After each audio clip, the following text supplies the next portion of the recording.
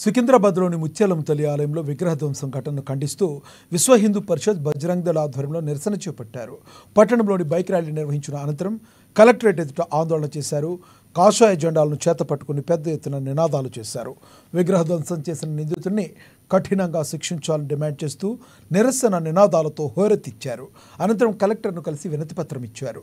ధర్నాలో బజరంగ్ దళ్ జిల్లా సంయోజక్ బండారి సంతోష్, పట్టణ అధ్యక్షుడు ఠాకూర్ సంతోష్, విశ్వ హిందూ పరిషత్ ఉపాధ్యక్షుడు శ్రీరామ్ శర్మ, పట్టణ అధ్యక్షుడు దిలీప్ వైద్య, విహెచ్పి ప్రధాన కార్యదర్శి దశరథ్ పటేల్, ఉప్పల నారాయణ, నవీన్, ప్రశాంత్, దినేష్ తదితరులు పాల్గొన్నారు.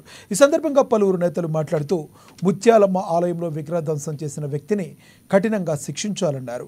హిందూ ఆలయాలపై జరుగుతున్న దాడులను అరికట్టేందుకు ప్రభుత్వం తగు చర్యలు తీసుకోవాలని డిమాండ్ చేశారు.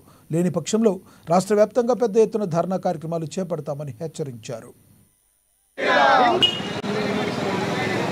ఈరోజు ఆదిలాబాద్లో మఠం నుండి కలెక్టర్ వారి వద్దకు అక్కడ నిరసన తెలిపి కలెక్టర్ వారి దగ్గరికి వచ్చి మెమరాండం ఇవ్వడం జరిగింది.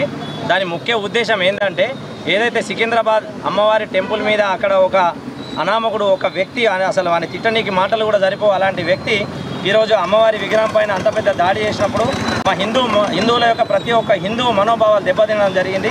ఇప్పటికీ 5 రోజులు జరిగినా కూడా ఆయనకు మతిస్థిమితం లేదు, ఆయన మతిస్థిమితం లేకుండా ఇలాంటి పనులు చేయడం జరిగిందని చెప్పడం జరిగింది. అదే కాకుండా తెలంగాణ వ్యాప్తంగా హిందువుల మీద దాడులు జరుగుతున్నాయి, హిందువుల యొక్క గుడుల మీద దాడులు జరుగుతున్నాయి.